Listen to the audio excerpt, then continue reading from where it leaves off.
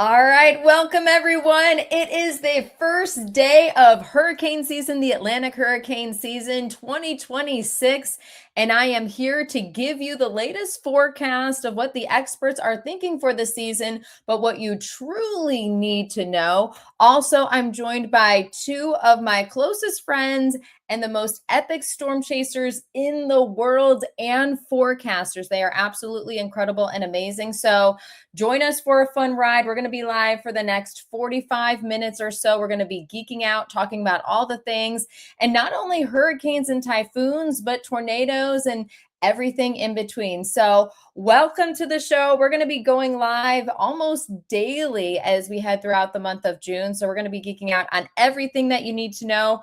I'm going to, though, bring on board some of my favorite people in this universe. So let me do that right now. We're going to add to the stage. We've got Brady Harris and Jordan Hall.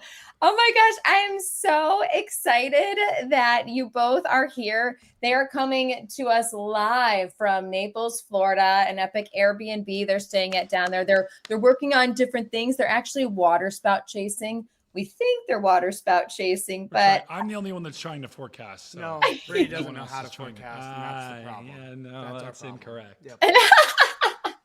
You guys, so they're awesome. They're epic and amazing. And if you recognize Brady, he's a freak. He's a Stormfront freak. So Brady, we've known each other for 10 plus years. Yeah. We've been good friends. We've been on Stormfront Freaks. He is still going live daily, right, Brady? Or not daily. We go live just whenever it pops up. It's just kind of spontaneous. The chat doesn't love how random it is, but that's just how it is. Yeah, no, we want more of Brady. StormCat5, I should say. I'm sorry I'm calling you Brady. I know you as Brady, but it's StormCat5. You can call me Brady. It's fine. That is his name. And then Jordan Hall, if you're not watching his streams while he's tornado chasing, you absolutely need to.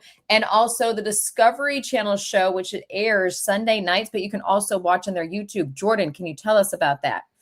Yeah, no, the new Into the Eye of Storm Chasers came out last night, and it was really good. Quit pulling me in, Brady. I'm sorry. He's working on the vertical. He's trying to make the vertical work.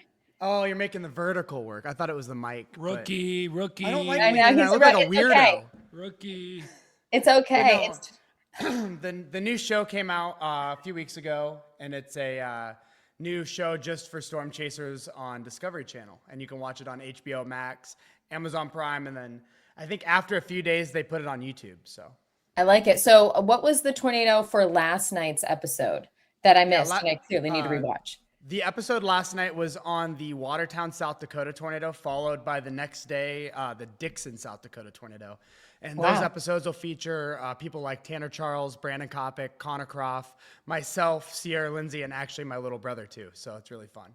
Oh, this is epic. The whole family. It's a family venture. I absolutely love it. You guys are incredible. Now, were those EF3 tornadoes? I think they were all rated EF2, but they were definitely violent. They were EF4 pluses, but they did. Thankfully, I think Watertown was an EF3. They did rate Watertown an EF3. Okay. But it thankfully stayed in more of a rural area instead of actually hitting a bunch of stuff. But those were both violent tornadoes in their peak form. Jen, what really irks me is that Coulter, Little Hall, as I've dubbed him, by the way, he is now known by Little Hall across the industry. But Little Hall, who's what, 14? 14 years old, has seen more tornadoes than me. That is a travesty. And not only that, but he's seen one of the greatest tornadoes of the year last year. One of the greatest tornadoes of the past 10 years. He was on it. It's unbelievable. Yeah. Okay, so you know what, Brady, you know what's going to happen is we're taking you out. What are you doing the last 2 weeks of June? What are you doing? I'm going to a World Cup game, and then after that, I got nothing. I understand World Cup. That's exciting, but you're coming chasing. We're all going chasing. Like there's going to be a whole crew of us. Brady, we're going to get you to see your first tornado ever, and we're going to film it on an amazing, epic cinematic camera. Oh, I'm going to love that. I know. I'm going to make Steven do it. We're going to film you, and then you can be in a documentary.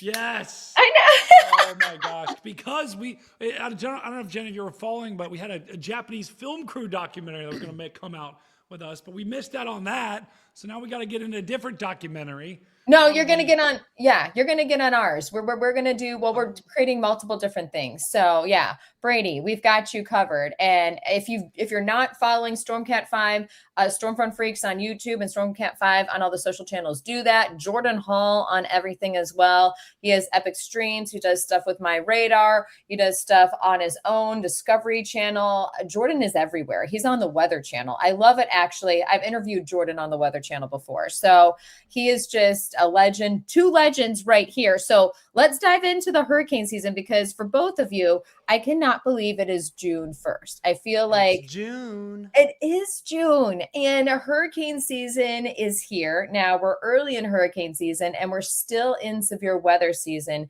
And I actually have never really chased Jordan and Brady in the high plains. I usually stop chasing around mid-June just because of my schedule and everything. So I'm looking for a high plains chase. That's when the jet stream lifts a little bit farther off to the north, and we can get some epic storms up there in like some of the most beautiful part of the country. But right now, I'm going to share this really quick. I'm going to see what this looks like. You guys see this? Okay. Oh yes. We're totally geeking out. So let's talk about the hurricane season really quick. I'm showing you this because we are expecting just a slightly below average season, but I don't even like talking about that. And I know Jordan and Brady, I'm sure you feel the exact same way, because there are so many different factors that play into it, right? Yes, El Nino, that basically means we're going to have warmer waters there in the Eastern Pacific. That's going to create more thunderstorms. That impacts the upper level winds and the jet stream.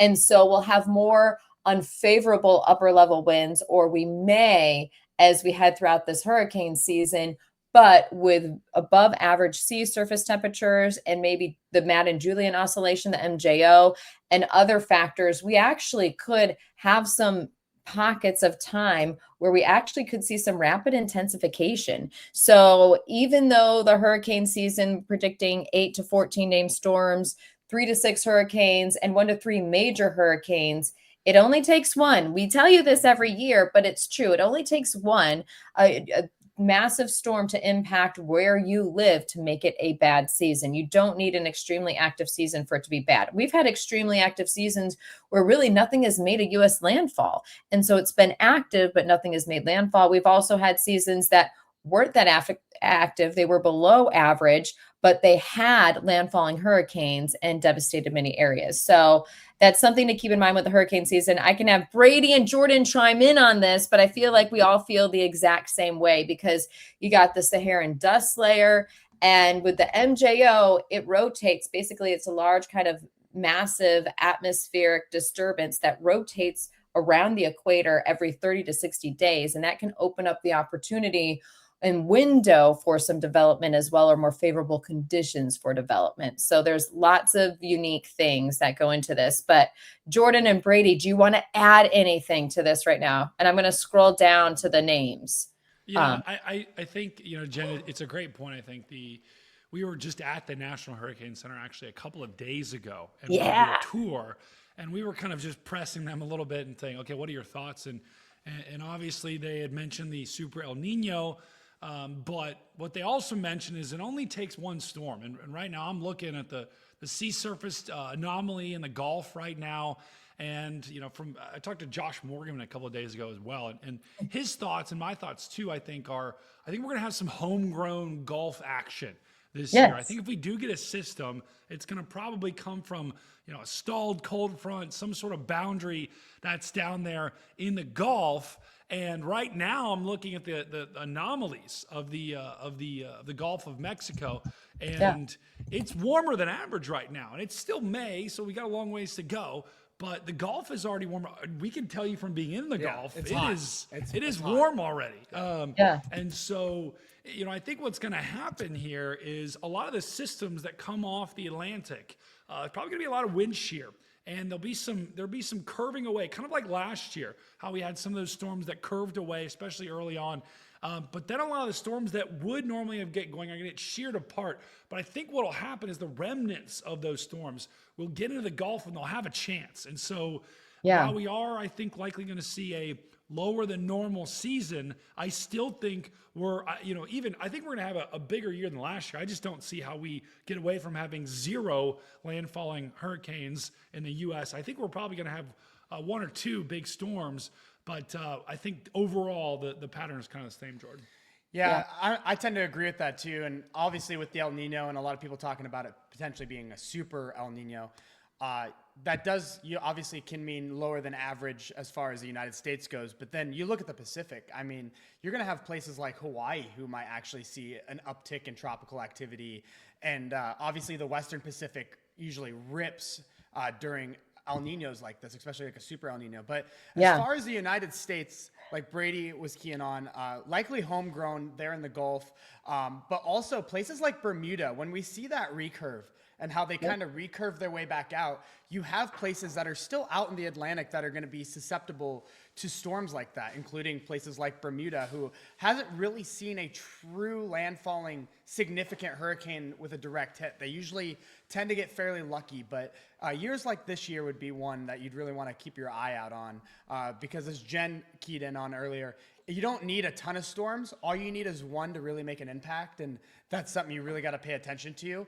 And in the Gulf, as Brady attested to, the temperatures are already fairly high. Yeah. And it's like, I love everything that you're saying. And it's interesting that you mentioned Bermuda.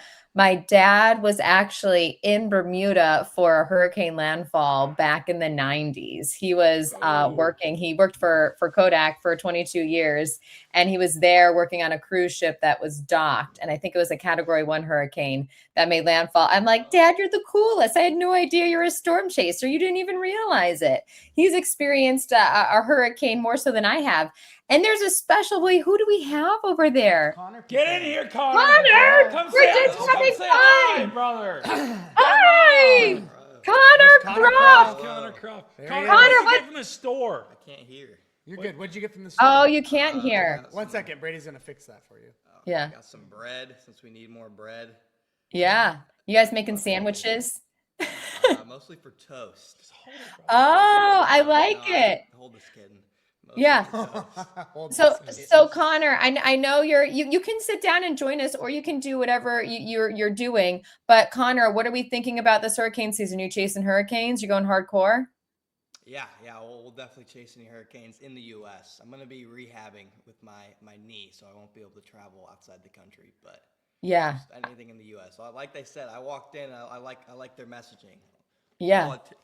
Bro, All it takes put is this one. in your ear, bro. All it takes is one. All it takes is one. We love you, Connor. Thanks for saying Send your love hi. to Connor. You guys Thanks give for us saying some hi. love. I love He gave you this. a heart.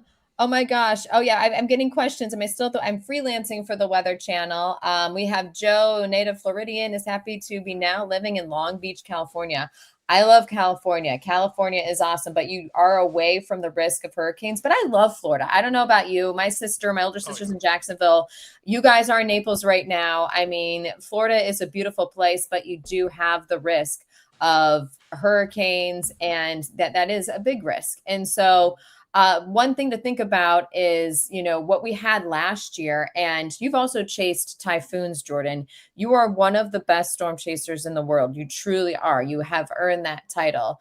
And I would love to, actually, I'm going to share this video. Let's see if I can do this really quick. I'm going to share this video, and then I'm going to talk a little bit more about our homegrown season. But you posted this maybe today, but this was from, let's see. Do you guys see that?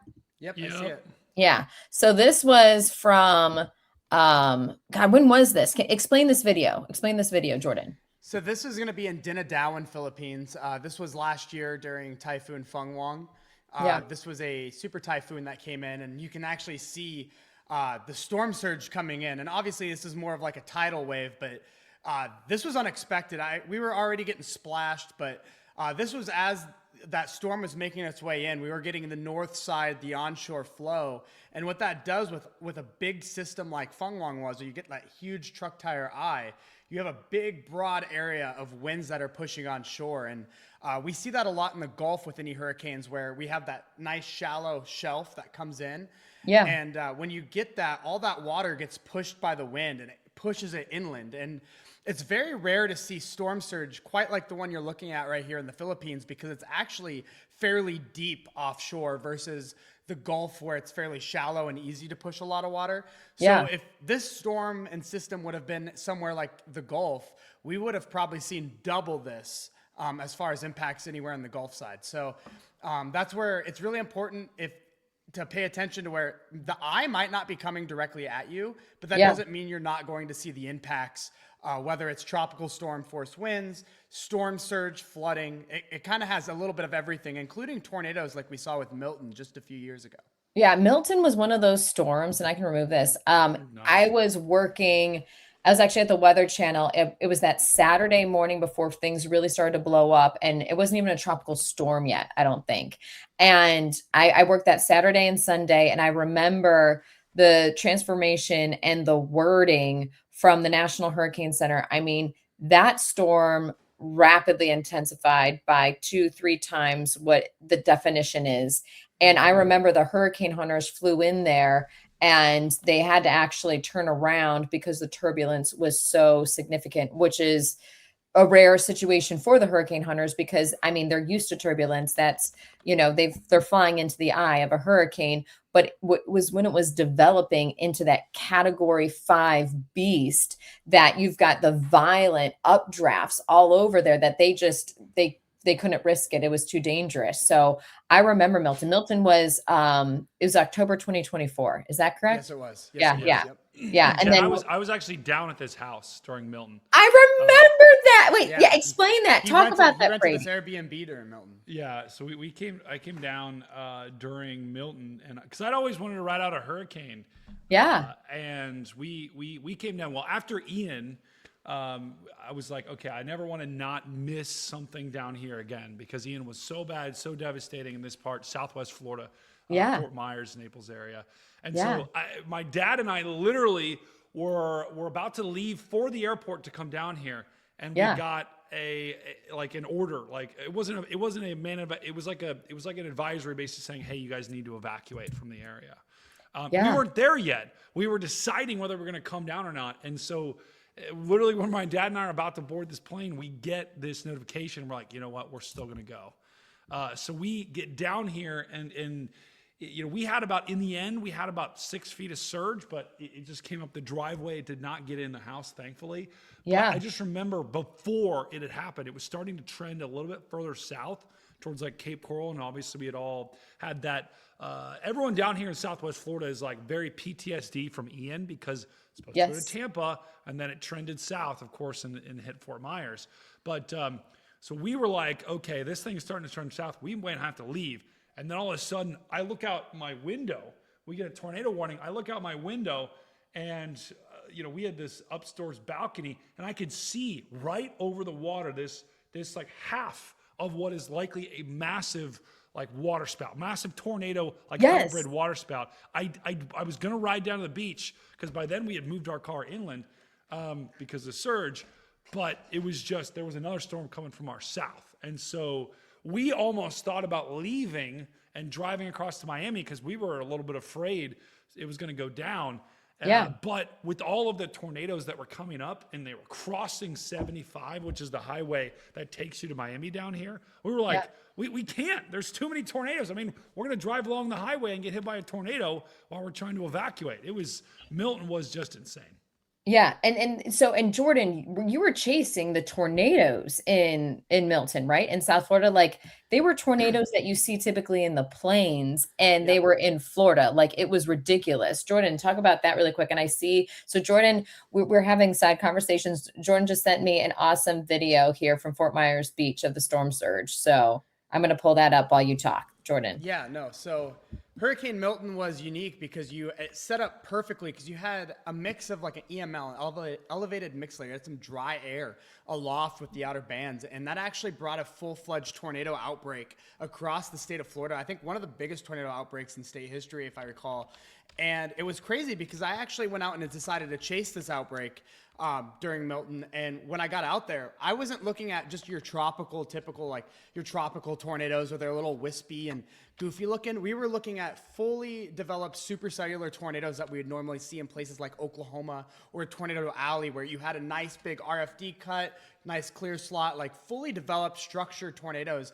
And they were strong tornadoes. I believe there was a couple violent tornadoes as well. So this was a very unique situation where you had a hurricane that also had its outer bands producing another weather event as it was making its way in. So, which is so crazy. And the fact that you described that water spout that way, like I remember Brady, when you were there and you were sending the Stormfront Freak team video, and I remember then watching your video, Jordan. I just couldn't believe it. Like just the violence of those tornadoes, like you were just saying, was incredible.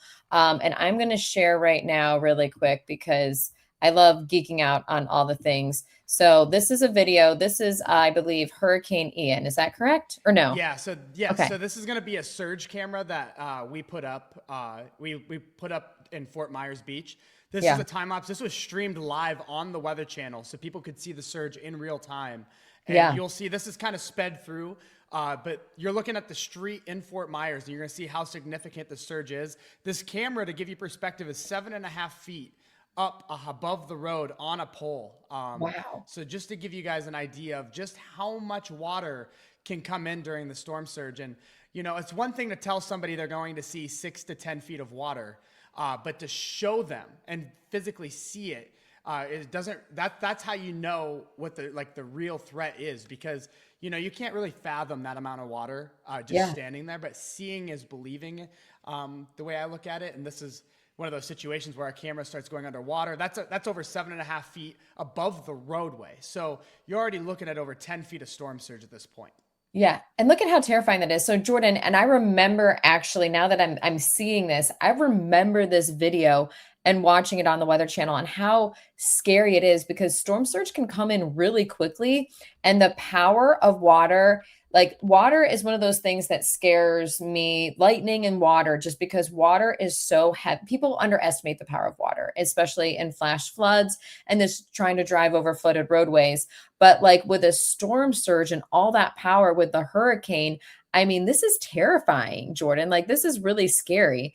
And so it's one of those things. We now have storm surge forecasts, which is fantastic, from the National Hurricane Center. And I believe Michael Lowry, he used to be at the Weather Channel, is one of the ones that helped make that happen or has helped in the past with those. And so those are critical, because if you are in Florida or along the coast, somewhere that has the risk of storm surge, you need to be aware and pay close attention to the fact that this, we're going to replay this right now.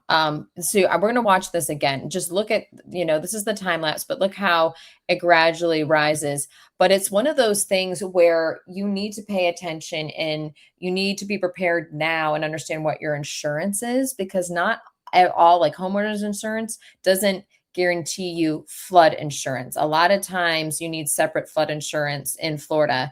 And Brady may know a little bit of that because I know he likes to visit Florida. 100%, Jen. Yeah. It's actually shocking. My cousin has a place down here. Yeah. And they were essentially, you have to have hurricane insurance. Yeah. You have to have flood insurance. And then you have to have a separate homeowner's insurance. And they all three cover different things. Hurricane insurance does not cover storm surge. It just covers wind, which down here, with all the structures the way they're built, is not an issue. And then the flood insurance obviously covers the flooding, but some flood insurance is only freshwater flooding, which of course doesn't help anyone, because you're all, if your house is getting flooded, it's from the storm surge. So the insurance companies down here, it's almost criminal, because no one is going to understand the differences, and people just think they're getting storm surge covered when it's just not.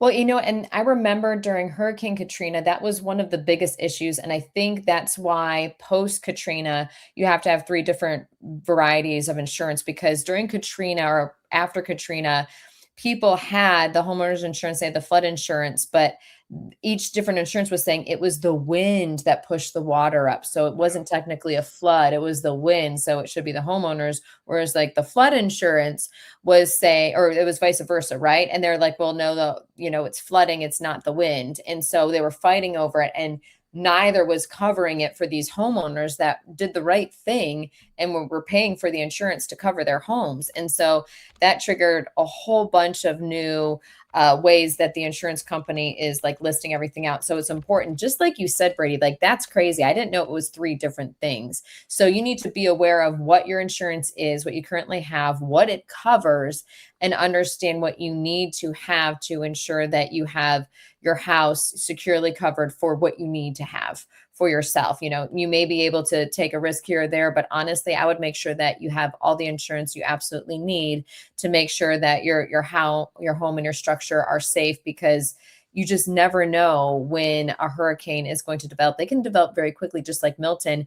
And once it's developed, you can't just add on flood insurance, hurricane insurance. That's not how it works. You have to do it before there's anything threatening your home or the city that you live in. So you need to make sure you go ahead and do that. But Brady, that was great advice for that. And I actually am going to stop this share and I'm going to share another screen. Let's see if I can get it here. So we're going to share I'm going to look at the climate of when we typically actually get homegrown systems. And like June, we typically get things in the Gulf of Mexico. And Brady, you were talking about earlier where we may actually, like, there's the potential for that. And I think we're thinking that too. You just need a front, even like a little cluster, an MCV, like a cluster of thunderstorms dropping down into the Gulf. You just need a little spin, and you can get something that really develops and blows into something. So stand by for this. Let's see if I can screen share this. And I think Jen, while you're pulling that up,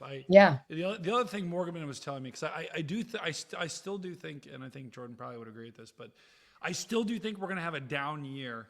I'm a firm believer that weather kind of comes in waves, right? You get a couple years of really good severe weather in a row. You get a couple of really good years of hurricanes in a row, and obviously really good is all relative here for the meteorologist versus the average person. But and we've in the past 10 years have at least past 7-8 years, Irma, Ian, Michael, Milton, like all of these Florida storms, Gulf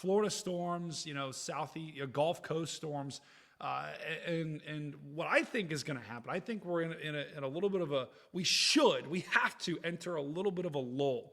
Just like I think, the early 2000s where we had a lull. Yeah. I don't know if we'll go that long, but I do still think that we all it takes is one storm. But I do think that we're going to have we should have a little bit of like maybe a little bit similar year last year, where we have much less hurricanes. I think the people in Florida, they need it, man.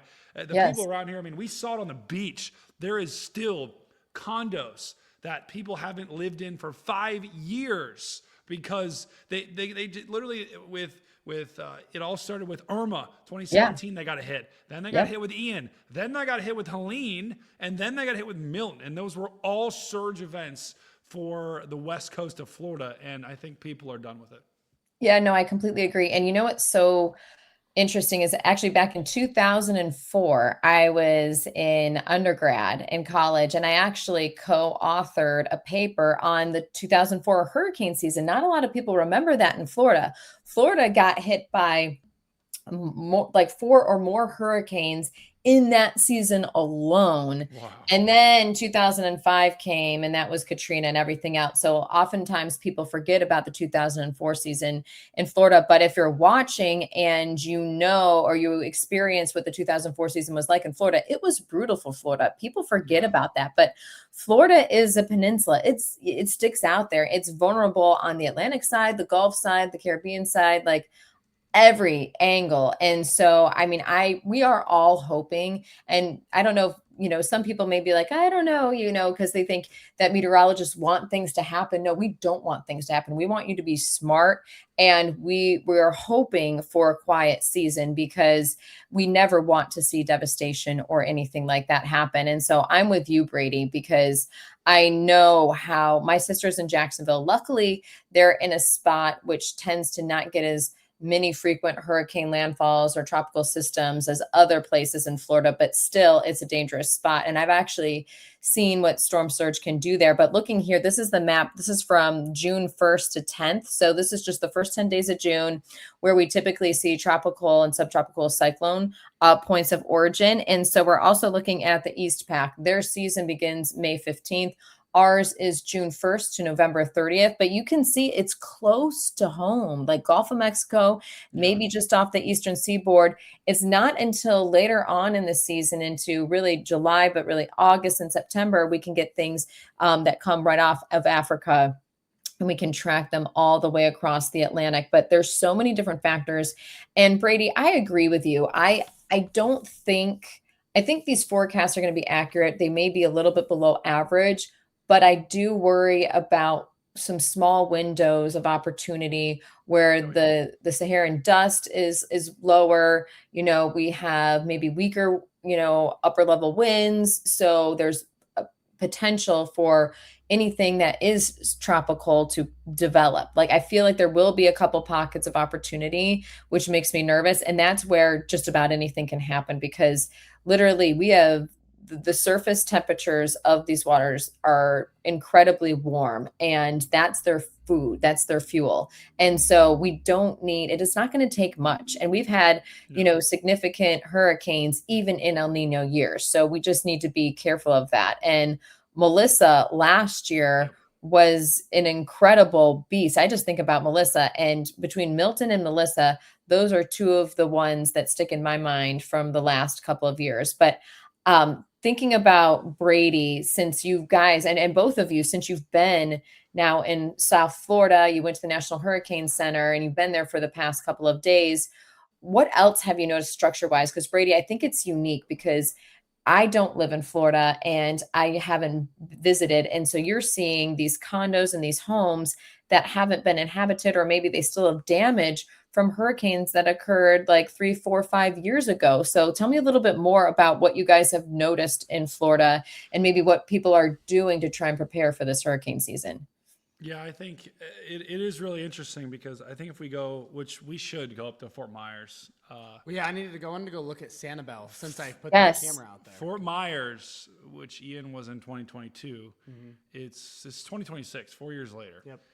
Fort Myers is still, there are parts that have rebuilt, but there are parts that are a ghost town. Like you'll be driving along, and I went there a couple months ago with my family just because I was curious. Yeah. And you'll just be driving along the beach, right, where you've got these, normally very high value properties, very high valued land, and there's these houses, these massive houses that are look like something out of a zombie movie, with vines growing up the side because they're just abandoned. And I think what's happened down here, I've even seen the real estate market. The real estate market down here was one of the hottest real estate markets in the country in 2020. I mean, it was impossible to find anything. And now the market has just been flooded with all of these new homes. And what's happening is people have left. A lot of the older people that live down here which have gone through hurricanes, have now had their houses destroyed. They've moved out because the neighbor next door had a house during Hurricane Ian. They stayed, of course, because everyone stayed. It was supposed to go up to Tampa, so everyone stayed here. They had 5 feet of water in their house during the hurricane. They're 90. They had to wade out from their house. They came over to this Airbnb and forced their way open. They opened the garage, and they stood on the top step in that garage for the entire storm for 7 hours with storm surge up to their ankles in that garage. And when you go through that, you all you can do is just move. You just want to get out. And so I think we've seen a lot of people that have left Florida, and there's been a huge turnover, and basically everything, all of the one-story ranches down here, Jen, have been torn down, And then the new code, you have to build up 10 feet higher than an old house because of the surge. So now all these new homes are like towering over the old ones because they're 10 feet higher. Which is so crazy. And the thing is, it's hard, but it's expensive. First of all, to meet the new codes, have all the insurance. I mean, it's one of Some those. people can't even get the insurance Yeah, anymore. they just 100%. Really? A lot of people don't have insurance because it's so expensive. And some of it's not even offered. Like you're not even covered for certain things. So you're just building at your own risk, and if it's gone, it's gone. You don't have any insurance. Well, and it's tricky too because I think of where my older sister's in Jacksonville, and she has horses. She has multiple friends that have horses, and she's a veterinarian. And so it's hard with like mandatory evacuations and evacuations because she's been like, Jen, do we evacuate or not? Where do we move the horses? Like there's the whole question of like, yes, if you live down there, you've got the risk of hurricanes, you got to have the insurance. But along with that, I think with the evacuations, it's always tricky as well. And it's emotional, it's financially draining. There's just a lot mixed in with it. So I completely understand that. And I hope that if anything develops, there will likely be storms that develop, but hopefully they just curve out to sea. That's what I hope for. But I know Bermuda, like you mentioned before, I'm thinking Bermuda could be, this could be a year, but also thinking about the East Coast. So I remember in 1999, it was Hurricane Floyd that came through, and we had, I believe it was the flooding of the Tar River, where East Carolina University in Eastern North Carolina, the flooding from just the Tar River, the heavy rain over Virginia and North Carolina, and all that came down the Tar River and flooded East Carolina University up to like the second floor of some of the dorms. And there were multiple around Wilmington, North Carolina, there were multiple hurricane landfalls during that time. And so I know North and South Carolina, it's been a few years since you've had quite a busy season. But I mean, it's something to think about. You just never know. And it takes just one. And it doesn't have to take a strong one. We've had tropical storms like Tropical Storm Allison that has dumped heavy rain and caused significant flooding inland. So it's not even the concern of storm surge along the coast, but flooding from just heavy rain and even a tropical system stalling out and just dumping rain that can be an issue as well. And I've seen that and experienced that firsthand. So I mean, we saw that with Helene. It just the amount of rain it dumped out there and the catastrophic flooding that happened just from that alone. Like, yeah, they might not have seen the, tropical force winds and hurricane force winds up there, but they got pounded with the flooding. And that's the risk with hurricanes and tropical systems, is all the different hazards that it brings. yeah, no, absolutely. And we're going to be on for just a couple more minutes because Brady and Jordan have things they have to do, but we're going to fine, Jen. Keep going. I know. I'm watching the views. Like the more and more people are joining, and I love it. If you have questions, you want to geek out, I want you to ask your questions. I want you to have fun with us because we got StormCat5, we've got Jordan Hall. These are some of the best forecasters, meteorologists, storm chasers in the world. And we're talking about hurricane season, the first day of hurricane season, but also still severe weather season and chasing tornadoes. But Jordan, one of the things, and we've talked about this before, and actually on our podcast, which we're going to geek out, but I would love for you to just tell us a little bit about chasing typhoons and your unique experience that you did have, and kind of the difference between chasing typhoons and hurricanes in the US, and like what you've noticed where like how we prepare versus over there, and just kind of maybe there's any differences within the storm systems themselves. For sure. And then also I was going to point out, Brady sent a really good link in the studio chat. Okay, perfect. Awesome. I wanted to look at that quick, and then I can go into the typhoon side. But I believe this is going to be a graphic show. Oh, this is perfect. I love this. Was that 1950? Yeah, and I think the reason why I look at this is just because hurricanes tend to be, they're random, right? They're just based upon the weather patterns, but over time, in theory, that you should have not an even distribution, but it should even out just by chance over time. And one thing I'm noticing is, the Gulf Coast of Florida and the Gulf Coast up in the peninsula, they've been getting hammered the past 8 years, 9 years, 10 years. I mean, it's been a hyperactive stretch for them. East coast of Florida, nothing. I mean, absolutely nothing. They've gotten some low end stuff, but the East coast of Florida and then the Atlantic coast is due. I mean, they are absolutely due. Now, that's not science. That's just, you're just looking at the distribution here of landfalls. But I don't know how the East coast of Florida up through the Carolinas can keep avoiding these major hits when they've had major impacts over the years. So I just think it's a matter of time before the East Coast gets something big, especially up Florida, up through Georgia, into the Carolinas. Yeah. And if you think of it, I love that you were showing this. And so it may be a little bit, there's a lot of great information on this in detail, and it's fantastic. For those of you looking at this, the yellow dots, that's a Cat 1, the orange is a Cat 2, blue is a Cat 3, black is a Cat 4, and the red is a Cat 5. But just like you said, so like the curvature there right around Jacksonville, as you head into like the low country of South Carolina, Savannah, and then you have Charleston.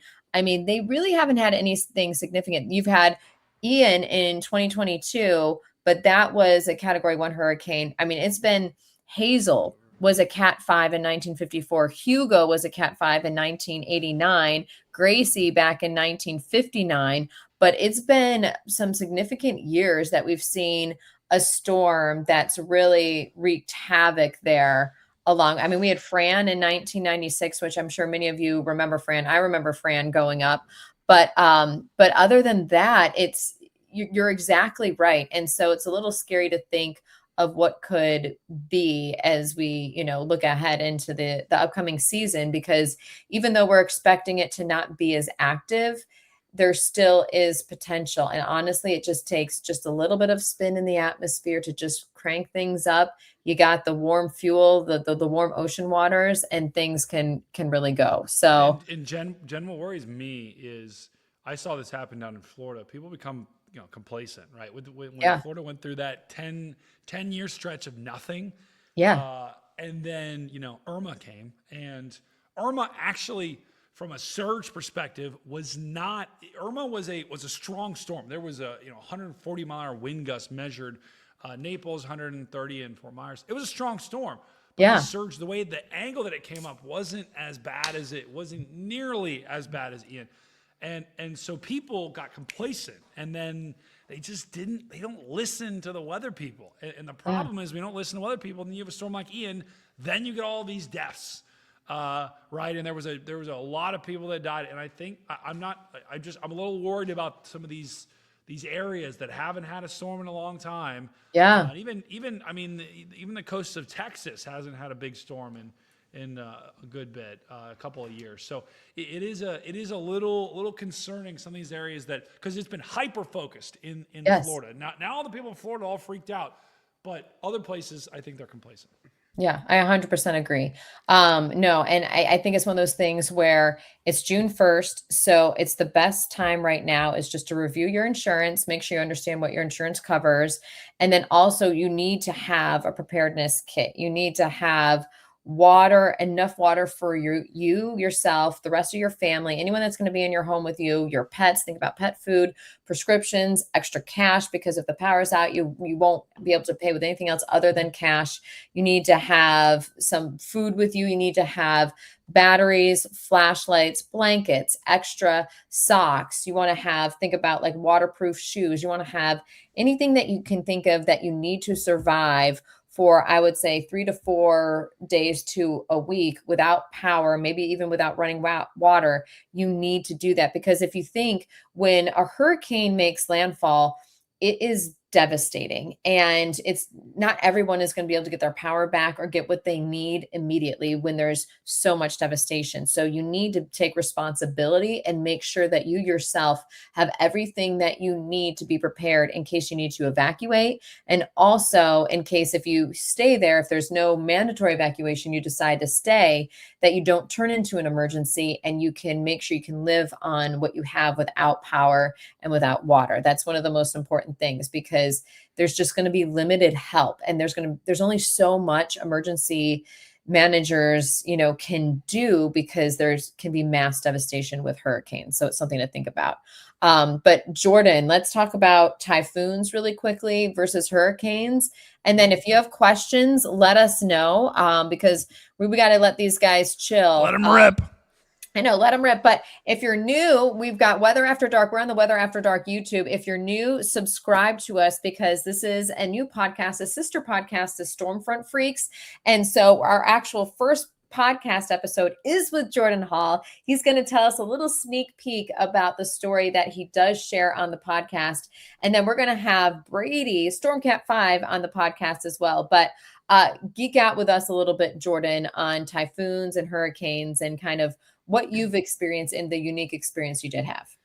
Yeah, so the thing with typhoons versus, Atlantic hurricanes is in Asia. I have obviously traveled to Japan, Taiwan, the Philippines, and also Australia for cyclones. And one thing I did notice that's very different from the United States, especially in like places like Taiwan and Japan, is they're really built for typhoons, and they're built for it. Whereas in the US, it seems like every time we rebuild, we don't necessarily build for it to happen again. And what I noticed is you can have stronger storms out there, but see less impact versus here where you're constantly seeing an impact. And that stems from their building code out there in Asia. I've noticed that when they build, they really emphasize being able to handle winds, but also the pressure differences with winds and the impacts from debris, which allows for them their buildings and not only just buildings, but like their street lights and their power lines are all built out of concrete versus wood.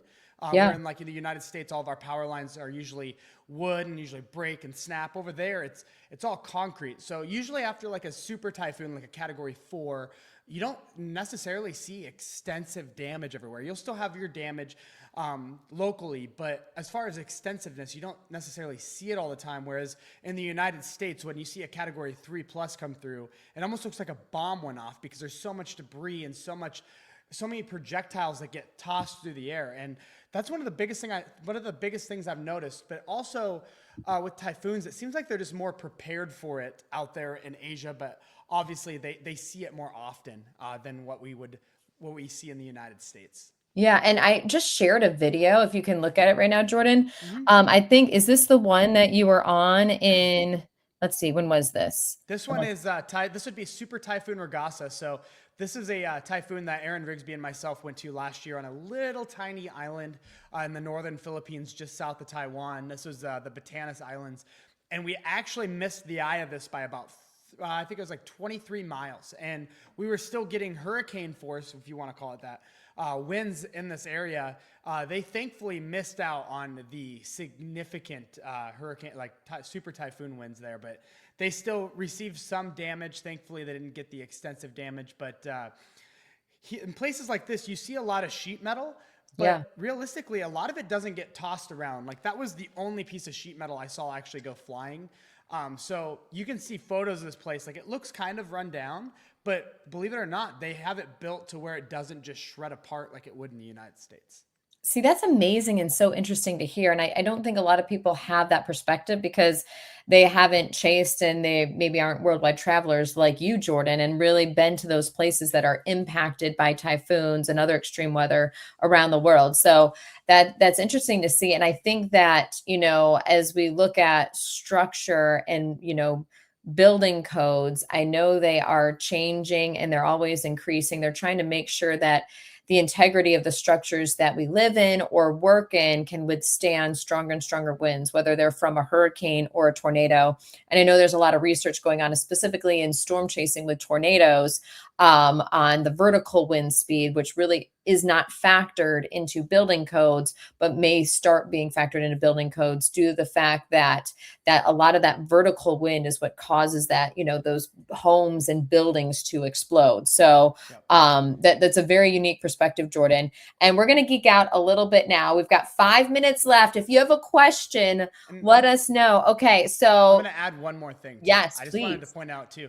It's one thing to build your house or build whatever building you're building around for the winds, but something that gets forgotten a lot is the projectiles and the impacts that the winds Yeah. bring. So like you might have a house that's built very well, but the guy next to you might not. And when their house implodes with the wind, all that debris goes slamming into all the structures around it. And that's where you see a lot of damage, because your house can be built, or whatever structure it is, can be built for the winds, but it might not necessarily be built for the projectiles. So that's another factor that you really got to take into consideration when maybe you're choosing if you're going to evacuate or not. Because if you are in a house where there's a lot of glass and a lot of, open areas, you might not want to be there, even though structurally it'll be okay, just due to the flying projectiles. Yeah, it's like if I was a projectile, you're the house. I'd be like, oh! Yeah, it's like a grenade. It's like a grenade. It is. You don't want Brady as a projectile, or maybe you do. That would be kind of funny, Brady's. Yeah, it'd be a lot of mass there.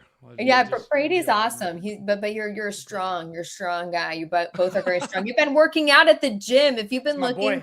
If you've been, I know. If you've been following Jordan on Instagram or all socials, you've seen, and StormCat5, they've been at the gym. They've been working out. They've been doing all the things. All right. So let's get a quick last look at. So we're still in tornado chasing season, and we've been in a little bit of a mega block, but things are likely going to change. He came in like a wrecking ball. He did, Christine. But all right, Jordan, what are we thinking for June for tornado chasing, all the things, high plains? And we're going to take Brady to see his first tornado, and we will be live when that happens. But yes. I think June's going to, especially maybe even starting this weekend. Yeah. It's going to start getting crazier, especially in the higher plains, up there in Nebraska, South Dakota, North Dakota, Eastern Montana, up into Canada. I think it's going to get really busy. We're starting to see that jet stream kind of being a little further north, outside of the southern plains. And honestly, it's my favorite time of the year to chase. Being a Montana native, being from Montana growing up, I used to always chase the northern plains, and it's a beautiful place. It definitely acts differently than what the southern plains do. You don't necessarily need as much moisture, those low-level dew points up there, and you usually get these really photogenic tornadoes and these photogenic storms too. So I'm really looking forward to getting out there and being back on my old stopping grounds. Oh my God, I love that. And, I forget that StormCat5, let's freaking go. So StormCat5, instead of being live during forecasting and covering the severe weather, we're going to force StormCat5 to be with us while we're chasing. And I myself, I haven't had a chance to go out chasing yet this season. So we're going to be doing that. And what's great about anything, trust me. Yeah. Well, what's great about why as a scientist, I go out to chase the storms, because I want to see what I'm looking at on radar in real life. It helps you so much to understand the meteorology. And Jordan knows this better than anyone, because if you don't understand a storm structure, then you're not going to understand its movement, its threat, and everything else. And so I remember I went to Mississippi State for grad school. We had a storm chasing course, and we were out in the plains for 2.5 weeks. And I learned more in that time being out there looking at storms in person and understanding the structure than I did 2 years in a classroom, being out in the field. That's why Jordan, he's one of the people I trust more than anyone to either go chasing with or to understand the atmospheric dynamics, what's happening, micro scale, all of those things, because he's experienced just about everything. And sometimes we get ourselves in dangerous situations, and he knows how to get out of them. And so he's one of the best in the world, and same with Brady. So Brady, you were sharing it. Let's go back and share. I want a Brady forecast. Let's go. A special Brady forecast. So, there we go. So what we're looking at here, this is the 500 millibar. We've been watching this all week because Connor and Jordan have just been, keeping their eyes on the prize here. Even on vacation, they can't just take a break and not look at the models. My guys, stop looking at the models. We're in Florida. We're at the beach.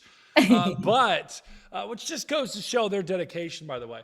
But what we're looking at here, we've got this. This is the 500 millibar of the GFS.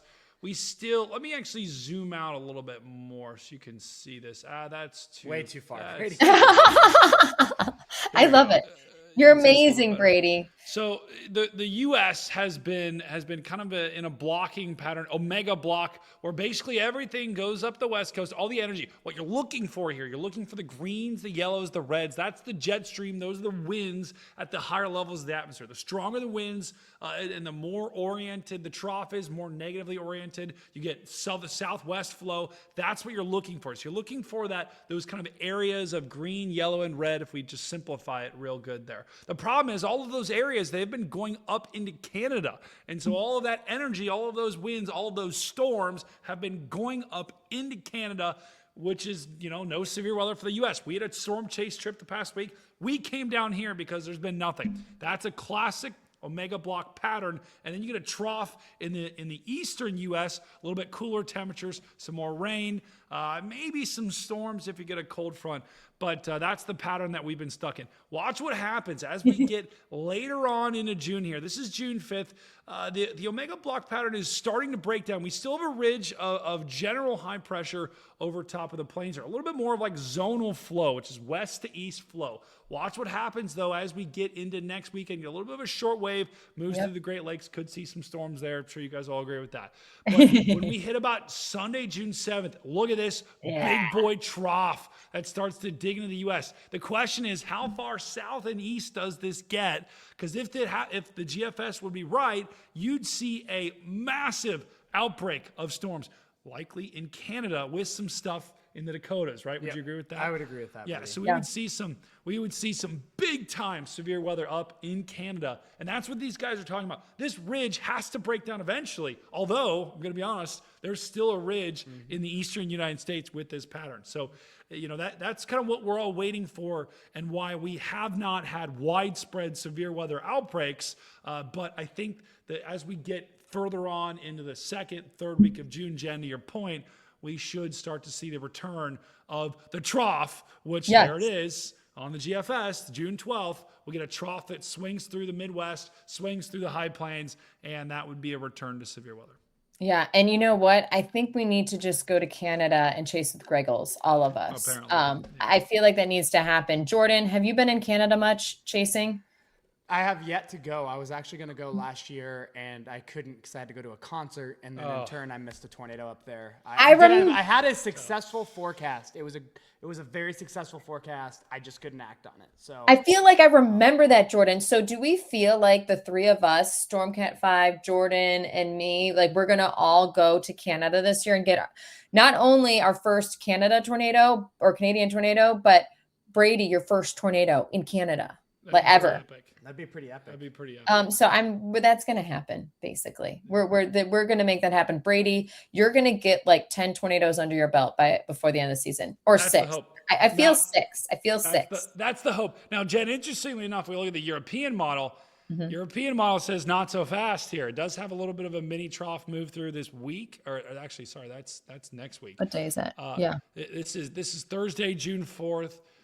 It does have a little bit of a mini trough move through, but then it actually has this trough we looked at a lot further south. So that would mean less Canada, and it's a little bit cut off from the main piece of energy.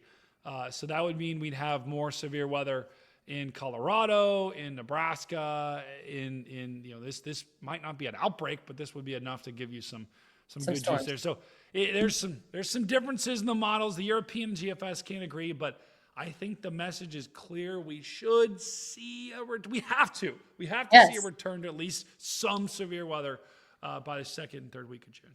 I couldn't agree more. I feel like the second half of June, if not next week, like we're really going to start to ramp things up. And even last year, July, some of the tornadoes that people saw in July, it was crazy. And I feel like even, was it the first week of August, unless I'm like not remembering right, but I was just like, it's the storm chasing season that never ended.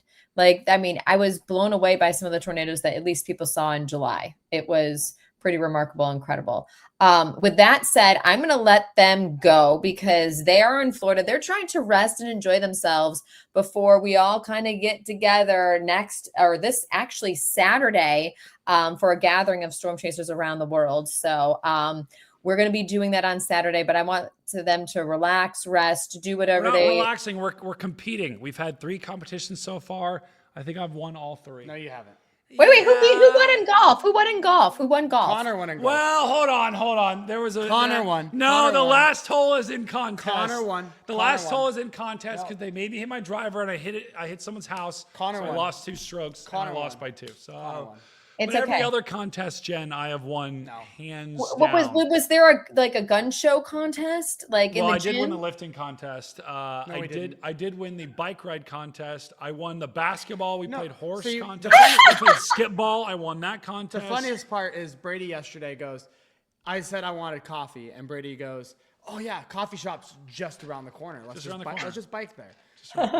1.8 miles bike ride later one Just way, around the corner. we arrive at the coffee shop. Just We're around like, the you said it was around the corner. It's 7 minutes. 1.8 mile bike Oh, ride. you know what? I'm so sorry. A 7-minute bike ride along the beach It's okay. in Florida with the sea breeze with partly cloudy skies. fine. Oh, sue me. That's so bad. It's fine if you warn somebody you're going on an almost 2-mile bike ride Oh one my way. God. When you're like, yeah, coffee shop's Oh around the my corner. God. You know, next time right there. Next time I'll carry you. How about that? Me about Next time I'll 1.3 carry miles you. in, I'm just like, where are we Okay. going? So wait, the question is, was the coffee worth it? Was it that good? It's okay. I don't even drink coffee. I was just going for the bike ride. I'd rate it like a 7. Oh man, okay. 6, 7. We're 6, 7. So when we're in Bay St. Louis this Saturday, we need to find an epic coffee shop. We're gonna do all the things. We're gonna have more competitions. It's gonna be. Sierra will be down there too. So New Orleans Yes! is I'm going to absolutely paint Morgan's I'm not gonna house in get caught stickers. missing tornadoes again for this. You're gonna hurricane. paint Morgan's house in stickers. No, Wait, what it's- was that, there's Jordan? Nothing. So like I've said I'm not gonna get caught missing tornadoes again. So with the hurricane party, so I'm gonna be at the hurricane party. But if I gotta leave that day, I will leave after the party because last time I went to that hurricane party and I didn't leave for the forecast I wanted to leave for the next day, I missed a photogenic tornado and the largest hailstone in Texas history.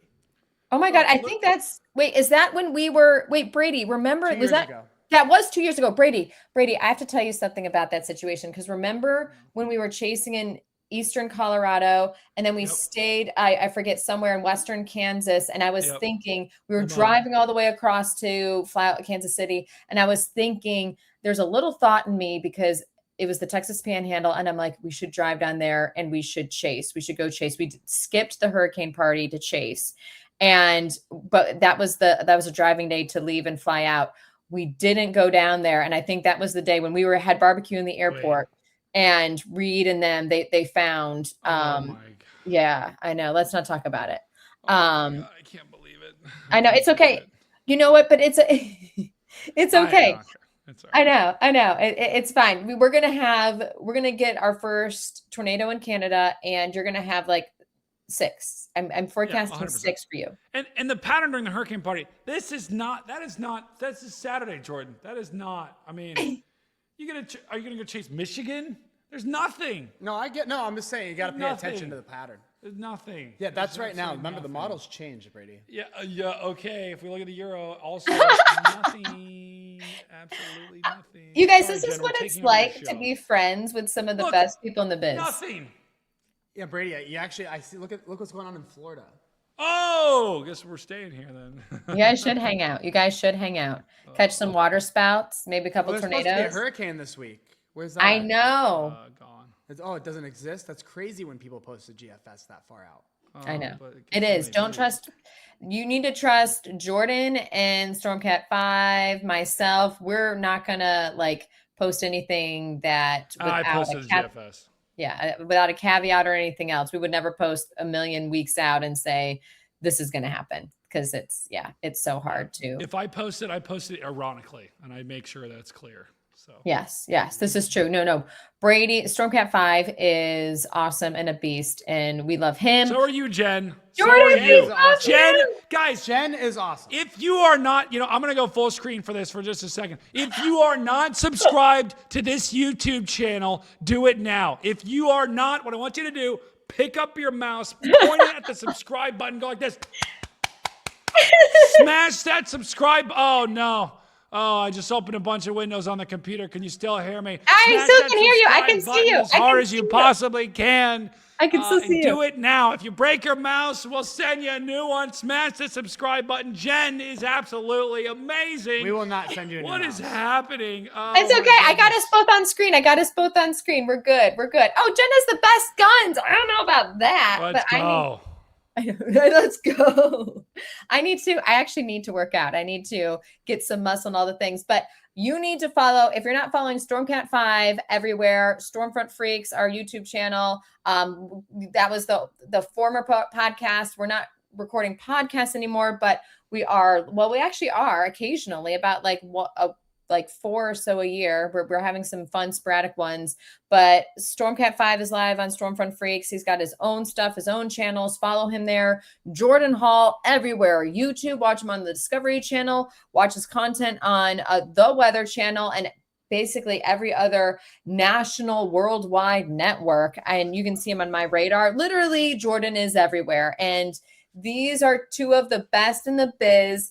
And so I love you guys so much. You are incredible. You are absolutely amazing. Thank you, Jen. Yes. Oh my God. I love you guys so much. Look at, we got 300. We got 300 people that are Let's watching. Right now. go. We freaking love you so much. We're going to be doing a lot more lives, and we will be live. I'm going to go live from Bay St. Louis, Mississippi on Saturday with these guys and a whole bunch of other people. So we're going to show you what it's like to be with the best meteorologists and storm chasers in the world. So with that said, I hope everyone has a great first day of June. Be prepared. Hurricane season has started today. So just make sure you're aware of that. And also we still have tornado season. So have a great one. And yeah, live your best life always. And if you feel it, you chase it. Chase Yes. it. Oh, we almost got that. I know. We almost got that. Oh my God. And hold on. I'm going to do a quick photo because it's awesome. Ready, guys? Smile. Jordan, Brady, peace. Oh my God. It's so exciting. All right, guys. We love you. Thank you so much for joining, and we will see you again soon. Bye, guys. Bye, everyone.